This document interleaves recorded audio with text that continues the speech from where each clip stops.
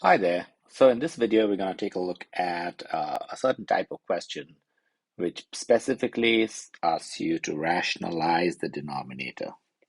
So the question will have these words in it: rationalize, excuse me, the denominator. And what this means is, what rationalize the denominator means is, you want to get rid of any radicals from the denominator. Okay, that's what rationalize the denominator means. All right, so let's take a look at an example. Let's say you're given 1 over 2 plus square root of x. As you can see, there's a radical in the denominator. And if you're asked to rationalize the denominator, you want to get rid of that radical x. Okay, so now the important thing to recognize is that radical means it's a square root, right? So how do you get rid of a square root? You get rid of a square root by squaring it, right? So it's and to do that effectively out here in this kind of a problem, you need to take advantage of the difference of squares. This formula, difference of squares. So this one, let's say you have a square minus b square. That can be written as a plus b times a minus b. Okay, so now we're going to use this formula in reverse order, which means out here, if you compare this formula with this, and if you think of this, this 2 as an a and the square root of x as the b, you essentially have the a plus b out here. So what we want to do is we want to introduce an a minus b element down here, but because we essentially pull that out of thin air, we're going to undo that by putting a minus b on top. So that way what happens is they would essentially, if you cancel them out, you're left with the initial expression. So the expression doesn't change. So how do you do that? By adding this out of thin air and adding the same on top, okay? So let's go ahead and do that with this expression. I'm going to go ahead and write the expression again. 1 over 2 plus square root of x.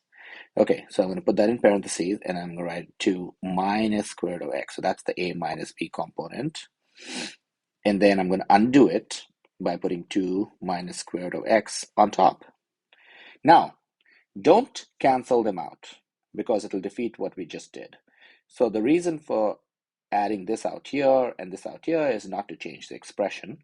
But if you just look at the 2 minus square root of x and 2 plus square root of x, you can apply the difference of squares formula in reverse. So if the 2 is the a and the square root of x is the b, then this simplifies to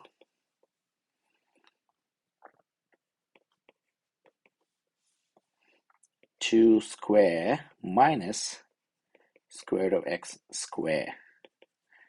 When you have the square root of x squared, then essentially the square root and the square cancel out, leaving behind x. So what you have is 2 minus square root of x over 4 minus x. And what you just did is you got rid of all the radicals from the denominator, which was the objective of the question, to rationalize the denominator. And that's where the story ends. So that's the final solution for this problem. Okay, let's give you another problem. You can pause the video and try this one yourself.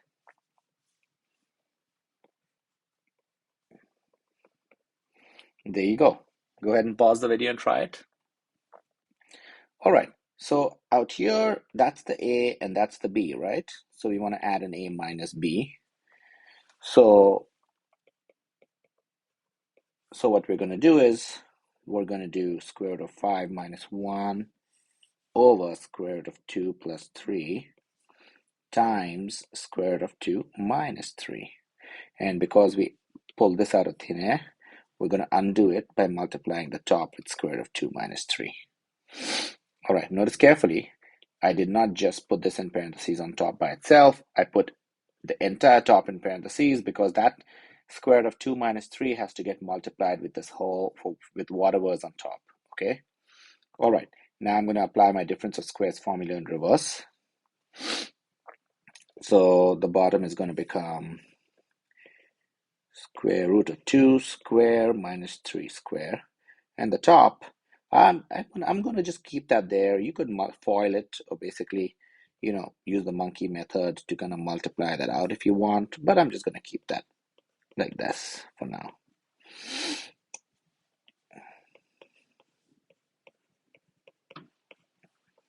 Okay, so, and then I'm just going to go ahead and simplify the bottom to see that 2 cancels out the square root, so you're left with 2 minus 3 squared, that's 9, right? And that is equal to -7. And there you have it.